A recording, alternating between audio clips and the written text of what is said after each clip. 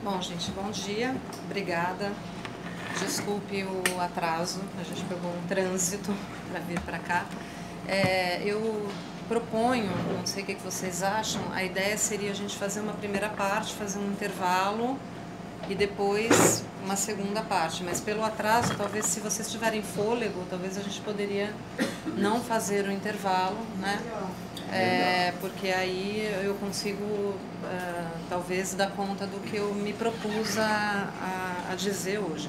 De qualquer maneira, eu não estou tão preocupada assim, em cumprir um programa, porque eu acho que mais importante do que talvez conseguir esgotar, até porque seria impossível num encontro de algumas horas conseguir esgotar uma questão tão complexa, mas a minha ideia aqui é talvez poder plantar uma sementinha e enfrentar, eu estava comentando até com o Antônio vindo para cá, a paixão da ignorância que nós costumamos ter em relação à aproximação com a matemática e com a topologia, que é um desafio que o ensino do Lacan nos impõe, já que ele faz um uso tanto da matemática quanto da topologia desde o início do seu ensino, com aproximações diferentes em cada momento, em cada época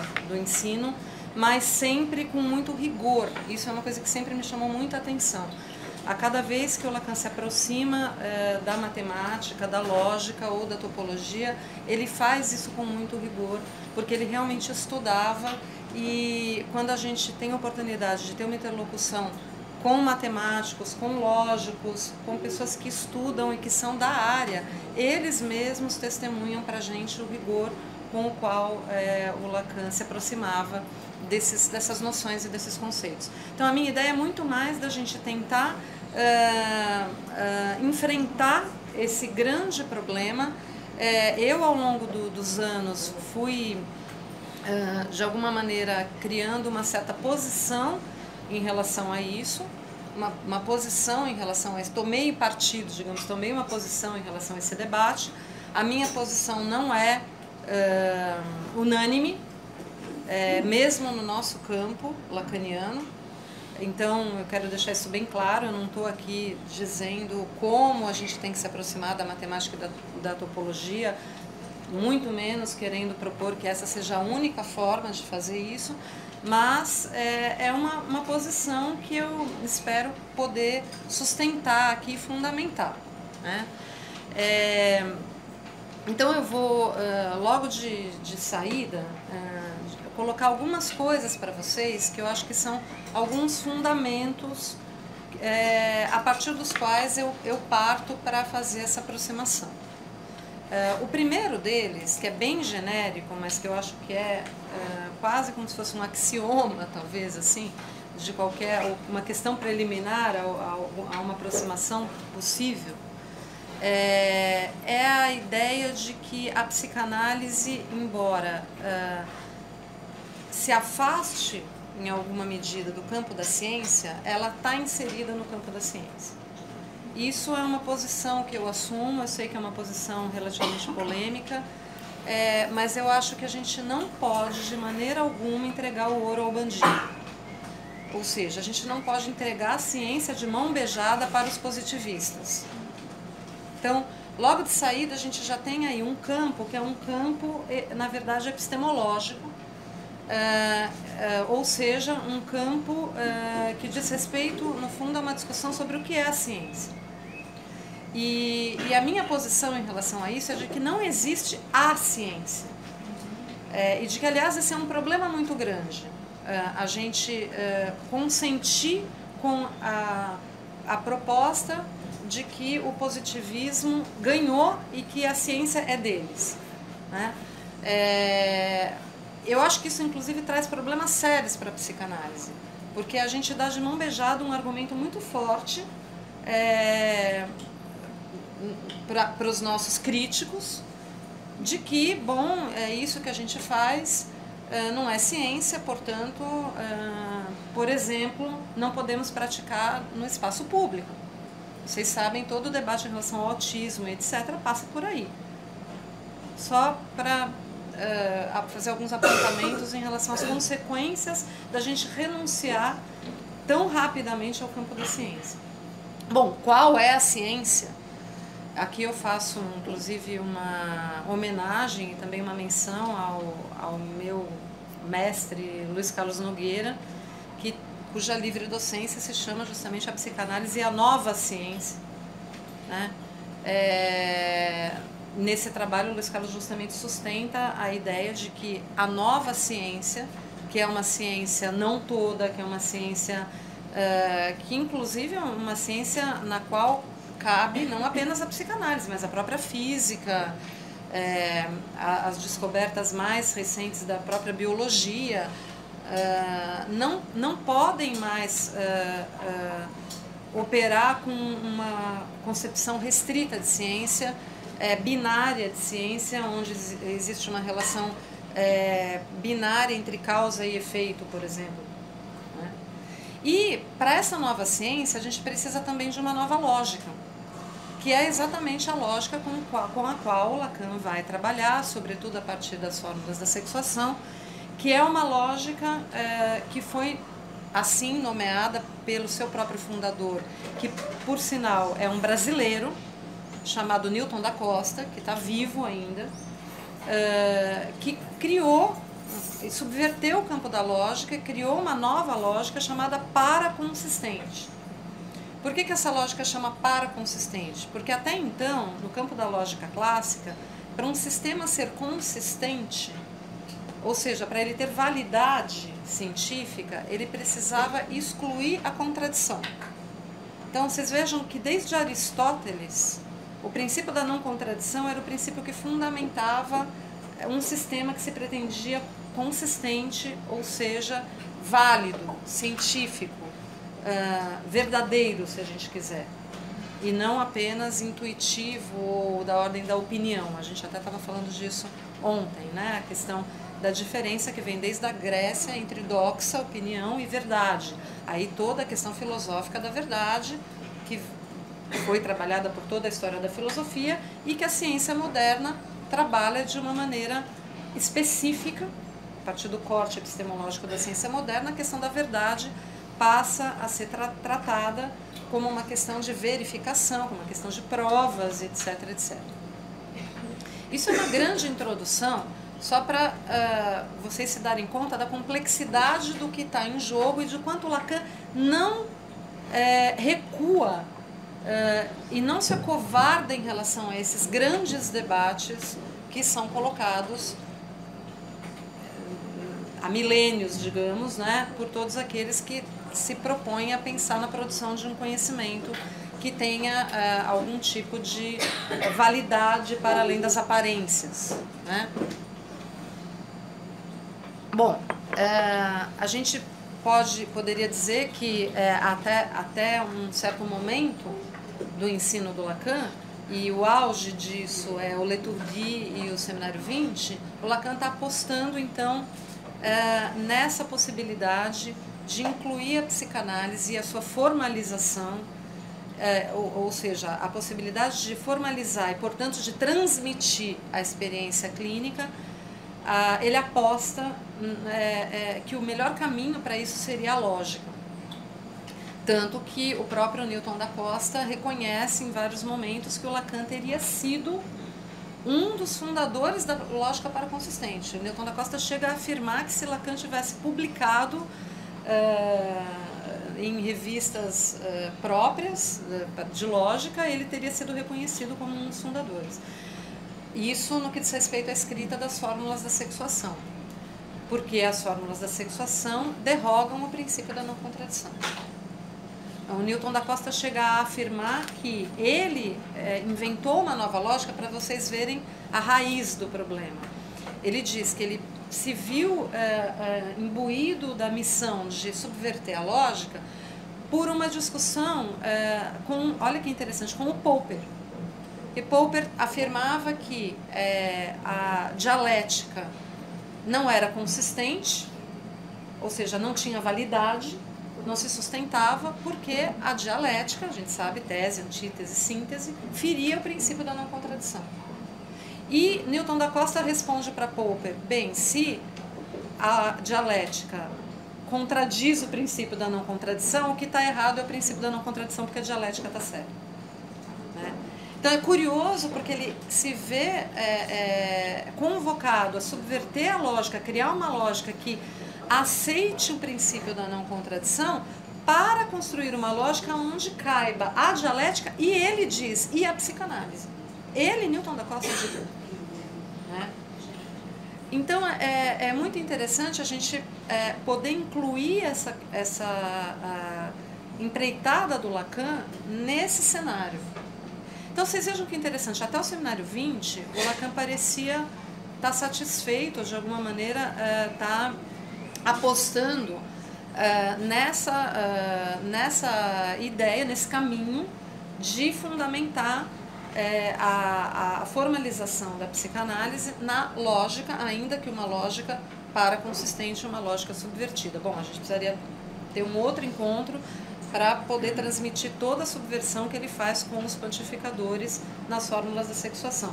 Vocês sabem que eu sou uma eterna defensora de que a grande subversão do Lacan nas fórmulas da sexuação está justamente nos quantificadores e não na escrita do que se chama do andar de baixo das fórmulas. Né?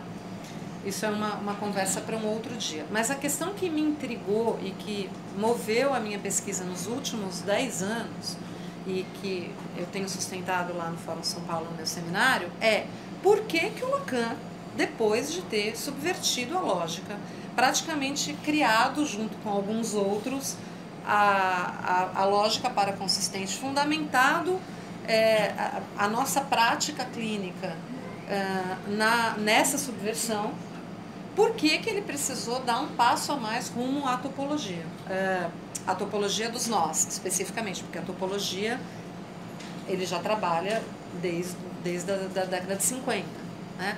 Mas por que ele precisou dar esse passo a mais rumo à topologia dos nós e mais especificamente à topologia borromeana? O que é que provocou esse passo a mais do Lacan, que não é um passo qualquer? É um passo que, inclusive, coloca em questão, né, a própria aposta dele numa tema, que é a aposta na formalização ali dos quantificadores das fórmulas de sexuação. Porque, de alguma maneira, é um outro paradigma.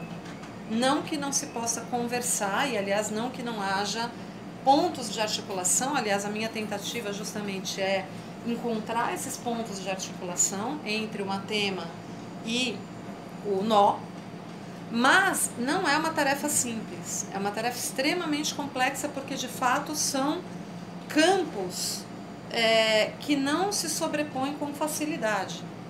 Então a gente precisa tomar o devido cuidado para fazer essa transposição. Eu confesso a vocês que isso não é uma pesquisa que ainda esteja concluída. Eu não tenho a resposta para isso, eu ainda estou buscando, mas eu acho que se a gente tiver boas perguntas já é um avanço. Né? Eu vou ler para vocês rapidamente só um trechinho do anexo do meu livro que foi relançado agora, Feminilidade e Experiência Psicanalítica, porque eu acho que é importante nesse momento, inclusive, a gente esboçar uma resposta à crítica que foi feita. Não sei quantos de vocês escutou o vídeo do senhor Constantino dizendo que a psicanálise, atacando a psicanálise, dizendo que a psicanálise não passa de uma fantasia ou de uma bobagem ou de uma prática que não tem nenhum tipo de validade científica. E o Constantino usa para fazer esse ataque um livro que chama Imposturas Intelectuais, que foi publicado em 2001, do Sokal. Né? Ele cita nominalmente esse livro, dizendo, é curioso porque ele usa um discurso de autoridade, né? Se o Sokal disse, então realmente a psicanálise, como muitos de nós mesmos dizemos, né? Se o Popper disse que a psicanálise não é ciência, então a psicanálise não é ciência. Né? E vejam como isso volta contra nós. Né? Então, Constantino disse nesse vídeo que, segundo o Sokal, ele justamente vai dizer, não sei se vocês sabem a história, eles simularam receber artigos, né?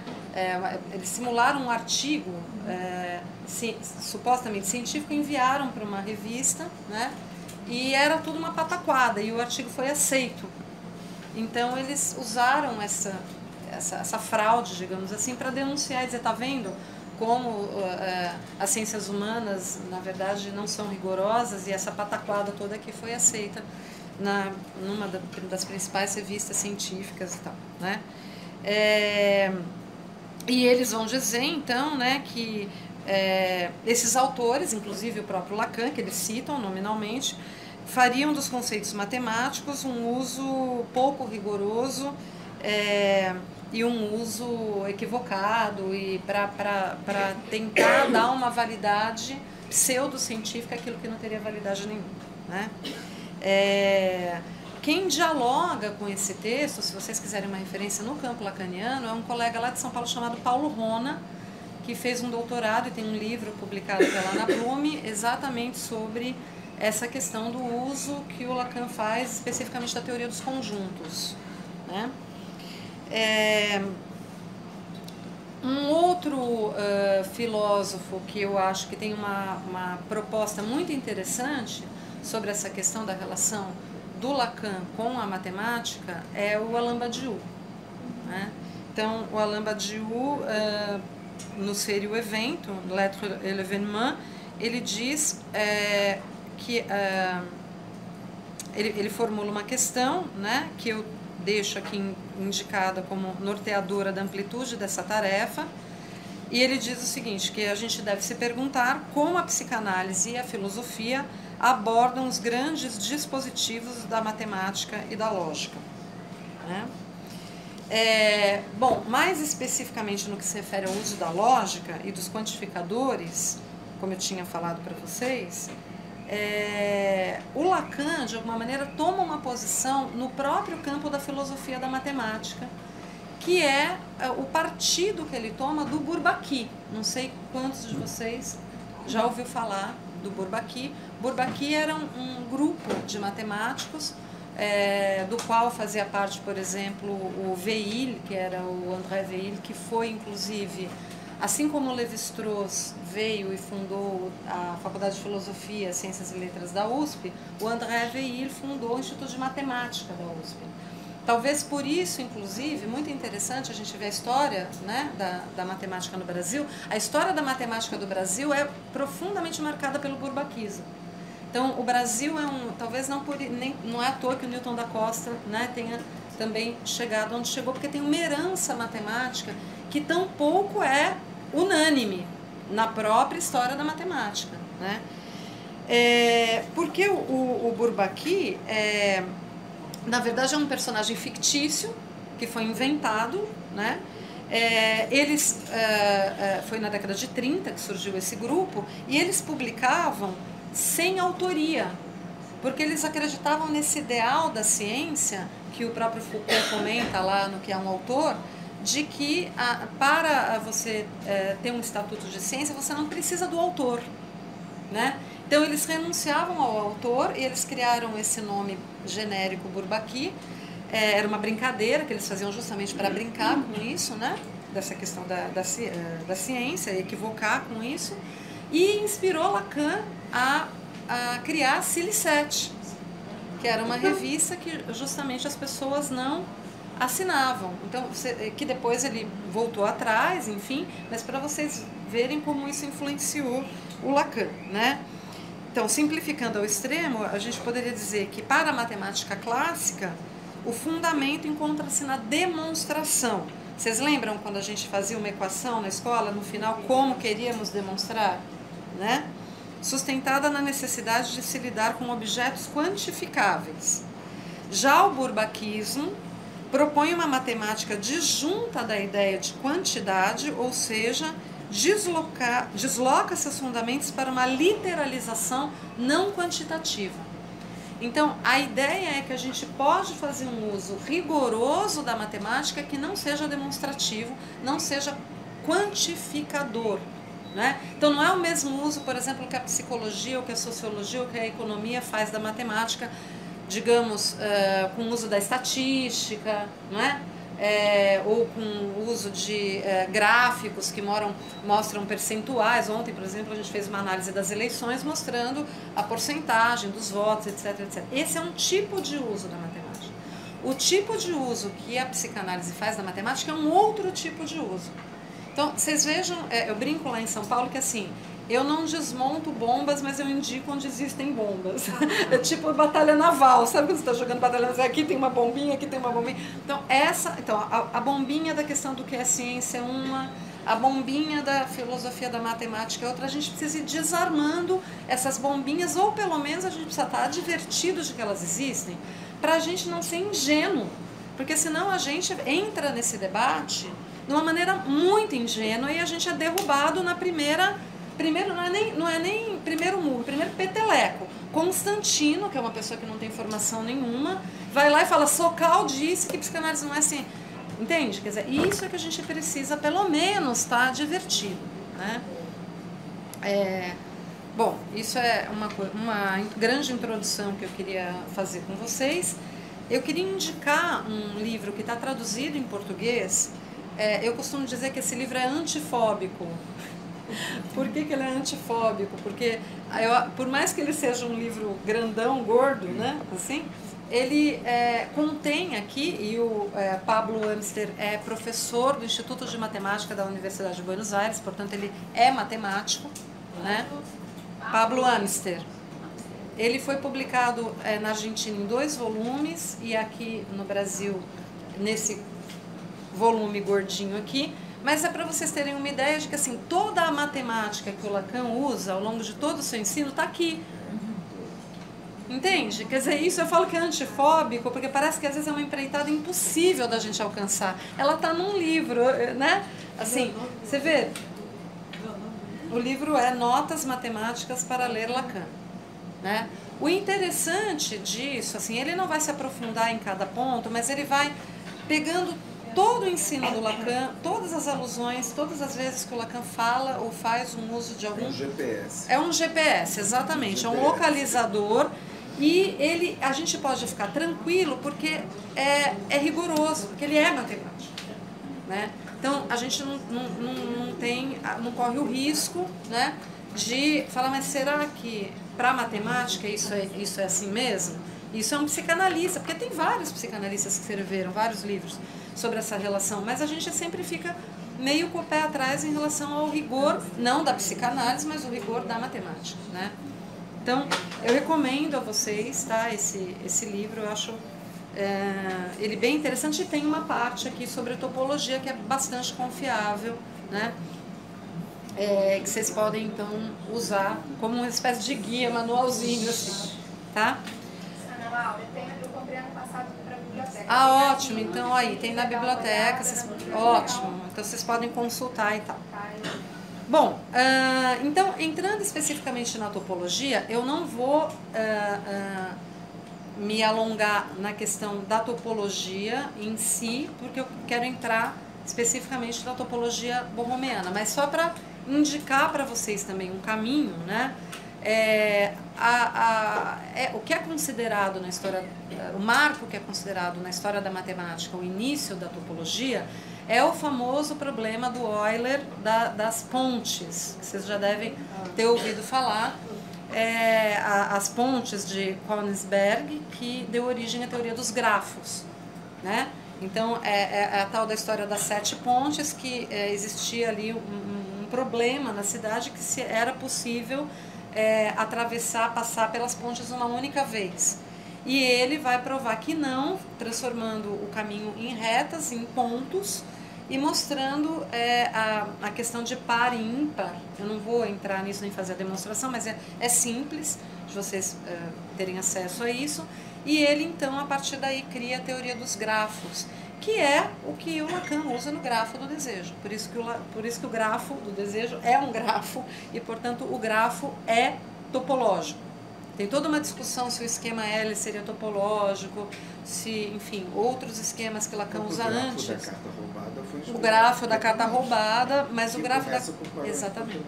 Mas o grafo da carta roubada, o grafo é escrito depois, né? E o esquema L é antes, e tem todo um debate aí se seria já da ordem da topologia ou não. Enfim, não vou entrar nisso. De qualquer maneira, isso foi no século XVIII, em 1735. De qualquer maneira, é no século XIX que o Poincaré cria a expressão que até hoje é usada, geometria de borracha. Por que geometria de borracha? Porque basicamente o que separa a topologia da geometria, não que a topologia não seja do grande campo da geometria, mas tem uma diferença em relação à geometria, né? Porque justamente a topologia não leva em conta as quantidades, somente as qualidades, né? Então, para a topologia, duas figuras são equivalentes desde que se possa passar de uma a outra por meio de deformações. Por isso a ideia da borracha. Então, por exemplo, se você tem isso aqui como um toro, não é? Isso aqui pode ter a espessura de um fio de cabelo, de um DNA ou pode ter dimensões cósmicas, né? Não importa. O que importa é que eu posso deformar isso, né? De modo a que a estrutura dessa figura, tomando isso como um toro, não vai ser transformada do ponto de vista estrutural, não do ponto de vista da forma, né? Não do ponto de vista da apresentação, mas do ponto de vista daquilo que constitui essa figura como um toro, né? Então, nesse sentido, qual é então o desafio da topologia? É justamente estabelecer qual é a estrutura mínima de cada figura topológica. Então, assim, o que é que define um cross-cap? Por que um cross-cap é um cross-cap? Independente das dimensões dele, né?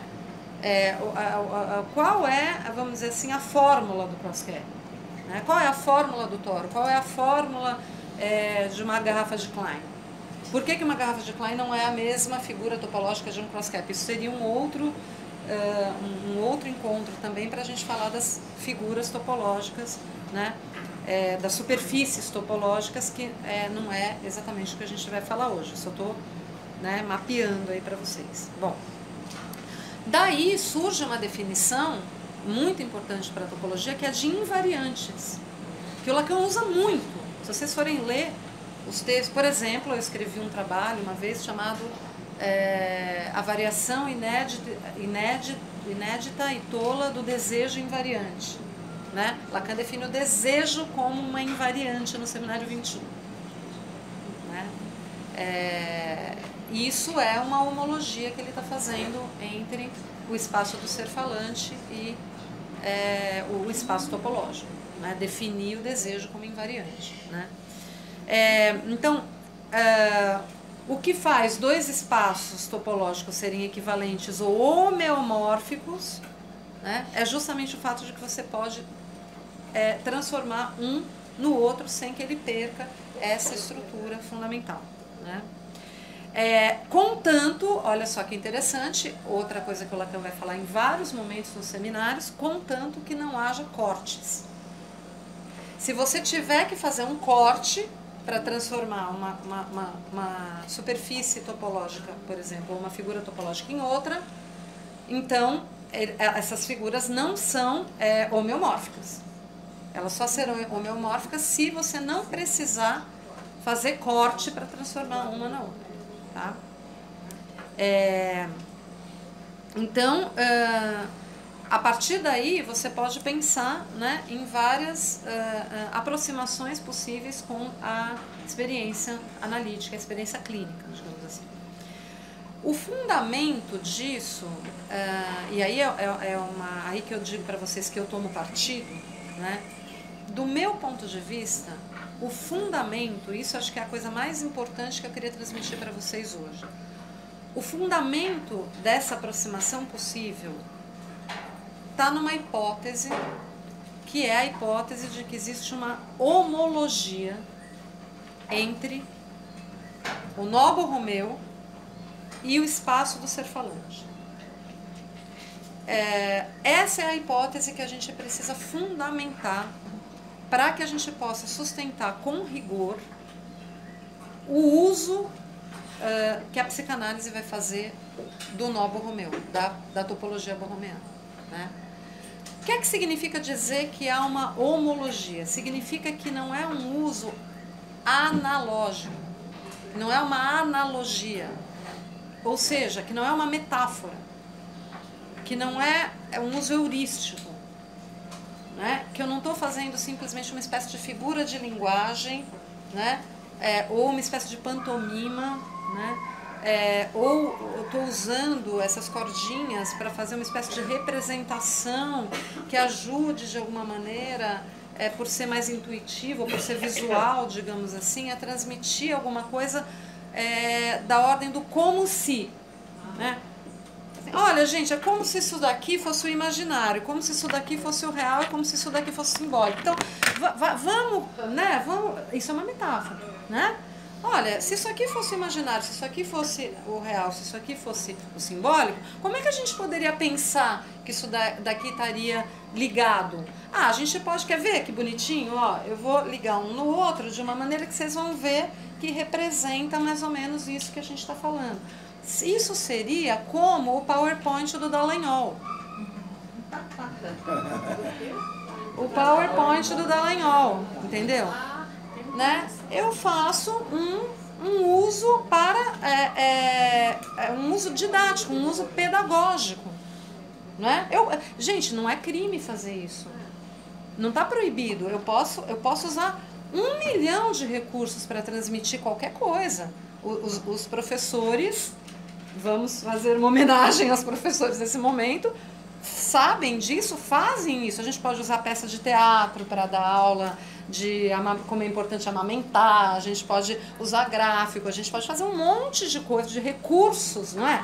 Jogos, e a gente pode usar rodinhas de barbante ou de cabinho de elétrico para fazer isso também. Não tem problema nenhum, é muito útil, é muito legal, poderia ajudar, já teria sido muito interessante. Mas isso o Lacan sempre fez.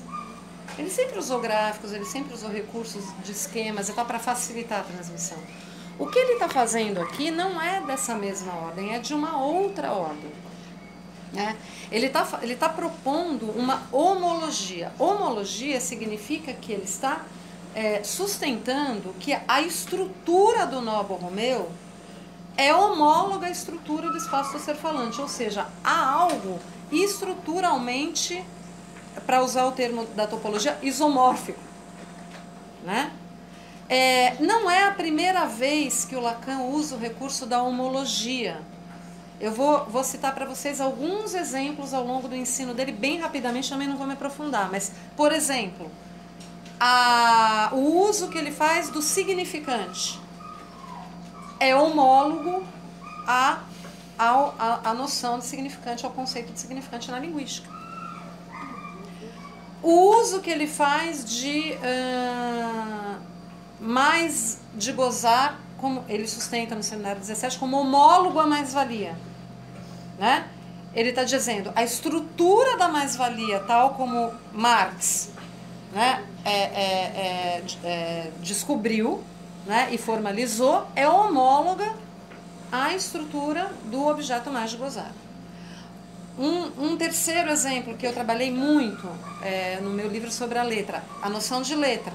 Ele faz uma homologia entre a noção histórica de letra, que é muito rigorosa, não é qualquer coisa que é letra, tem condições muito claras que a ciência estabelece para que algo seja, para que um grafema qualquer seja considerado letra, não é qualquer coisa que é letra, não é qualquer rabisco que é letra, não é qualquer traço que é letra. E o Lacan conhece isso e faz uma homologia desse conceito para o conceito de letra do sintoma, né? Então, eu estou propondo para vocês que, da mesma forma, o Lacan propõe uma homologia entre o nó, especificamente o nó borromeu, que é um tipo específico de nó, uma família específica de nós.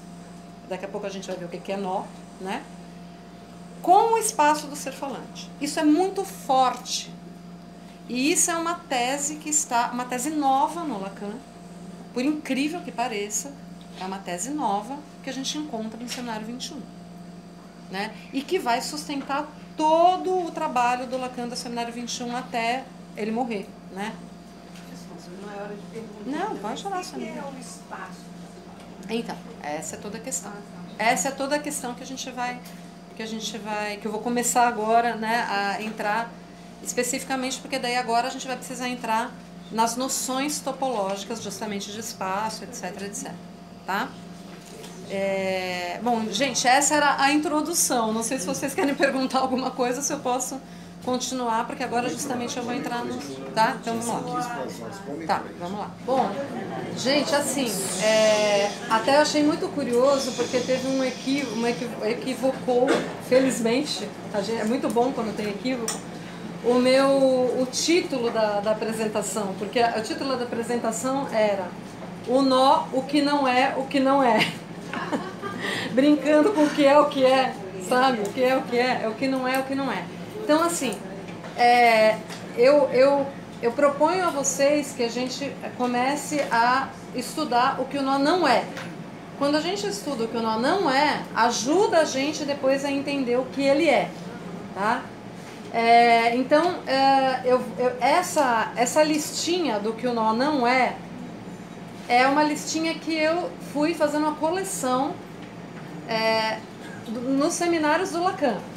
Então, toda essa listinha é uma listinha que eu fui fazendo. Se vocês encontrarem outras coisas que o nó não é, vocês podem me mandar de presente que eu aceito, né? Que eu vou inventariando toda vez que eu acho uma coisa, quando eu acho que o Lacan fala que o nó não é. Então, o Lacan vai falar que o nó não é um esquema. Como, por exemplo, então, o que é um esquema, né? O esquema é a apresentação visual, isso é, por meio de elementos gráficos, de ideias, conceitos, fatores ou etapas de um processo. No RSI, por exemplo, o Lacan vai falar do esquema da segunda tópica do Freud, que ele fala que é a geometria do saco.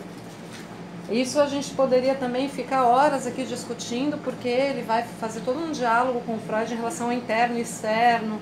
Eu não vou entrar nisso agora, tá? Mas, por exemplo, isso seria um esquema. Então, Freud fazia uso de esquema, né? Ele também vai dizer que o nó não é um modelo. Isso é um ponto fundamental que a gente poderia também ficar dias discutindo. Porque o que é um modelo, né? Inclusive, eu não sei se vocês sabem que para a ciência moderna tem toda uma área que chama modelagem, né? Eu não vou me aprofundar nisso também, mas eu queria só deixar indicado para vocês essa ideia de que um modelo necessita sempre de um pressuposto que é de um sistema fechado. Então você tem, por exemplo, o sistema digestório ou sistema econômico. Qual sistema econômico que o próximo ministro da Economia, não é, vai usar? Ou o sistema digestório ou o clima de uma determinada região. Então, os experimentos científicos, eles pegam aquilo que seria a realidade e eles propõem que você possa modelar isso de modo a criar pares ordenados entre os pontos da realidade do seu sistema e os pontos do modelo. E você, então, isso ajuda você a propor experiências nas quais supostamente aquilo que aconteceria no seu modelo tenderia a acontecer na realidade também, né? Então, essa é a ideia clássica de modelo da ciência. Agora, tem uma outra proposta de modelo que é defendida pelo Alain Badiou, por exemplo, no Ser e o Evento, que é uma ideia de que você tem uma formalização matemática abstrata e qualquer caso existencial dessa formalização matemática seria um modelo. Então, vejam que interessante que é quase que o avesso, né? Na primeira concepção você tem uma ideia de um universal, de uma realidade, de um sistema, e você tem uma representação desse sistema no modelo, e na outra você tem uma pura abstração, e o modelo seria um caso real dessa abstração, né? Nesse caso, a gente poderia dizer, por exemplo, que Paris é o modelo do mapa, e não ao contrário.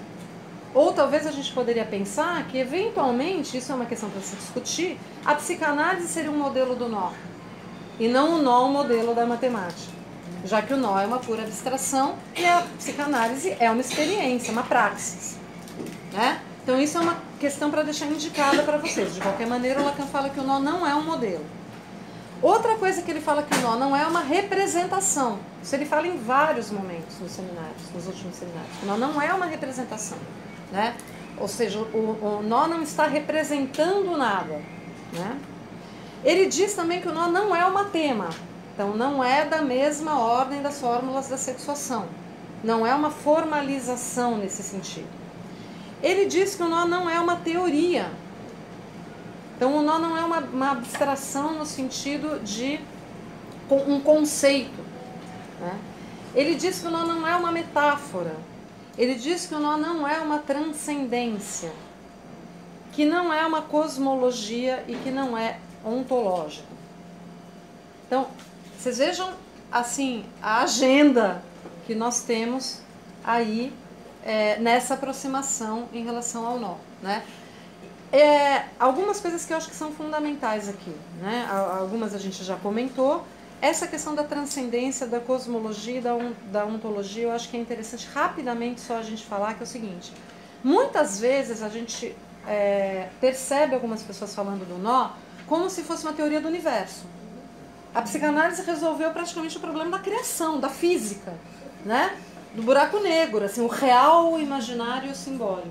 Tudo pode ser pensado, né, como o real, o imaginário e o simbólico, né? O Big Bang, a biologia, sei lá, a linguagem e não sei o quê.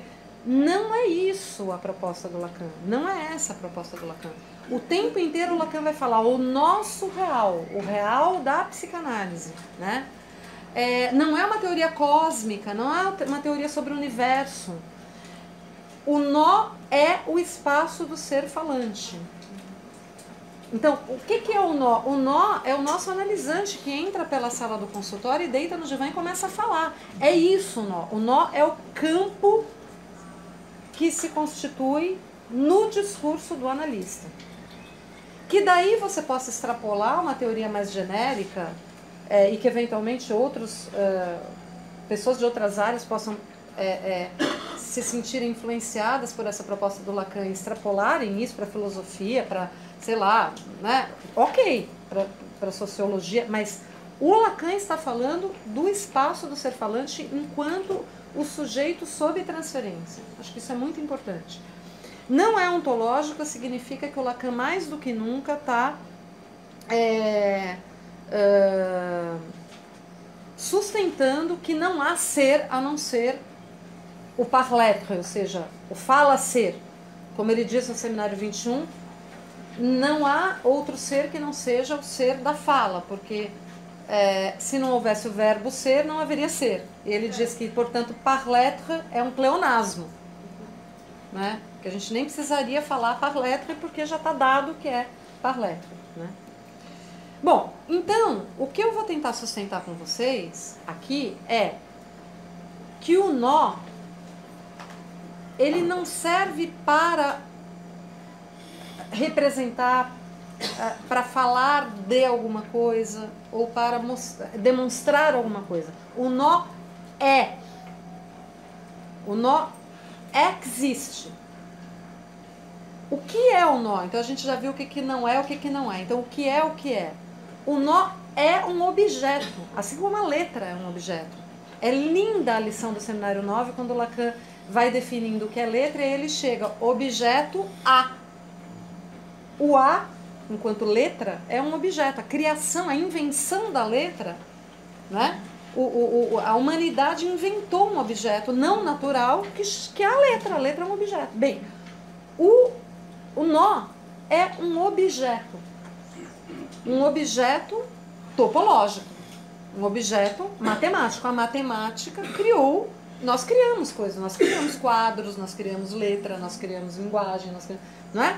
É próprio do humano isso. Então, o humano, a matemática, criou um objeto matemático, topológico, chamado nó borromeano, né? Então, vejam, o nó não é que ele é um esquema para falar de alguma coisa, não. Ele é algo que tem características próprias, que tem uma estrutura e que a gente pode estabelecer uma homologia entre isso e aquilo. Essa é a ideia, né? O que é o nó, então, para a topologia? O nó é uma curva no espaço. Uma curva fechada sobre si mesma, né?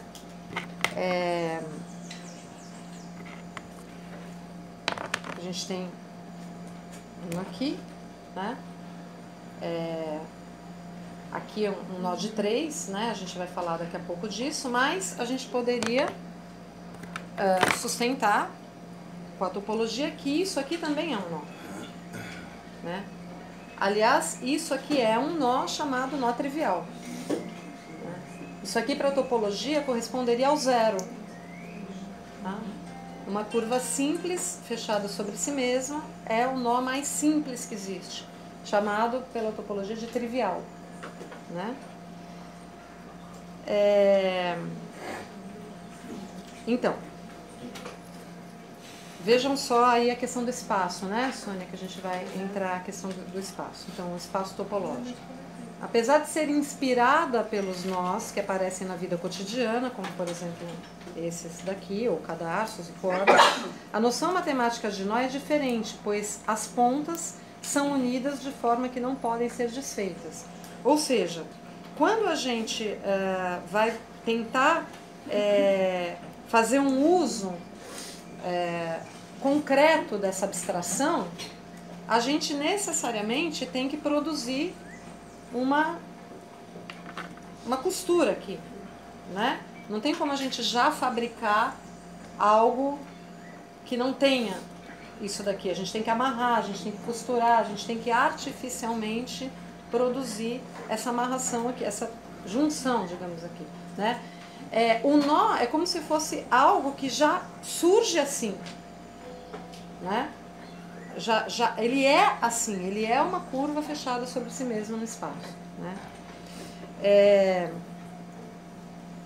E em termos então matemáticos, né, um nó ele é uma imersão de um círculo no espaço euclidiano tridimensional. Qual que é o espaço euclidiano tridimensional? É esse espaço que nós vivemos aqui, né? Então vamos lá para a questão do espaço euclidiano. Agora a gente vai entrar nas noções, né, um pouco mais específicas daí da matemática, né? Então, um espaço euclidiano ele pode ter n dimensões, sendo que n pertence aos números naturais, né? Ele é o produto cartesiano de n fatores iguais a r. Então, você tem, por exemplo, o número 1, né? Você teria R1, que R é a reta. No 2, você teria o R2, que é o plano, né? E o N3, você teria o R3, que é o espaço euclidiano tridimensional, tá? Então, você tem a reta, o plano, né? E a terceira dimensão, que é justamente aquilo que dá digamos, a espessura, né?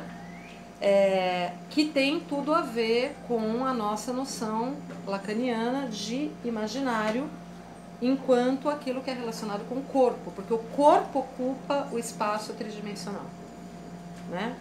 Então, daí vocês vejam que interessante essa questão da imersão dessa abstração no espaço tridimensional. Então, isso é bem importante, porque vai ter uma diferença, né, Leonardo? A gente discute muito isso no nosso cartel, a gente faz um cartel, né, sobre isso.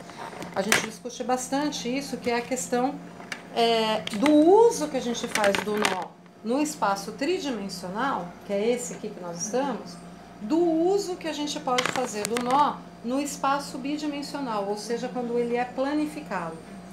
Isso eu vou falar daqui a pouco, porque vai ter uma diferença bem importante em relação a esses usos, né? São usos diferentes. Uma outra noção que é bem importante é a do polinômio de Jones, né?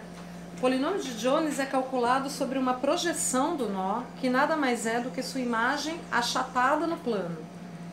Ele tem uma propriedade fundamental. Duas projeções quaisquer do mesmo nó têm o mesmo polinômio de Jones. Por essa razão, esse polinômio é chamado de invariante. Então, vocês lembram da noção de invariante? né? Então, como que a gente chega à estrutura de um determinado nó? Ou seja, quantas curvas no espaço sobre si mesma esse nó possui, e quantos cruzamentos, né, essas curvas produzem. Você precisa saber exatamente qual é esse número para que você possa definir, classificar qual é esse nó, né? Por quê? Porque um nó, ele pode ter muitas apresentações distintas, mas você não pode se iludir pela apresentação dele. Então, eu vou dar um exemplo aqui para vocês. Digamos que eu mostrasse esse nó para vocês.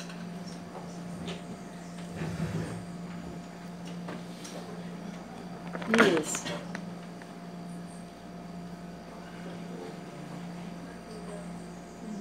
Tá? Vocês estão vendo aqui? Uhum. Né? Aparentemente, eles seriam, né? Se você olha rapidamente, eles seriam... Vou tentar pegar por aqui para vocês verem. Se vocês olharem a aparência dele, assim, mostrando assim, né? Vocês poderiam achar que eles seriam o mesmo. Só que quando você faz a projeção, o que vocês verificam? Né? Olha só o que acontece. Esse nó aqui, ele é um nó trivial. Com essa simples deformação, sem corte, eu transformo ele num nó trivial. Então ele tem uma aparência de nó de 3, mas na verdade ele não é. Ele é um nó trivial. Esse aqui é um nó que tem 3 cruzamentos. Né? Então, essa operação é uma operação que é feita para você poder verificar qual é o polinômio de Jones do nó. Então, você tem que fazer algumas operações. Sempre que se é apresentado para você com uma determinada aparência, né? Um nó qualquer, um objeto topológico, né? Borromeano, por exemplo, você tem que fazer sempre algumas operações, ou seja, você tem que driblar o seu imaginário, né?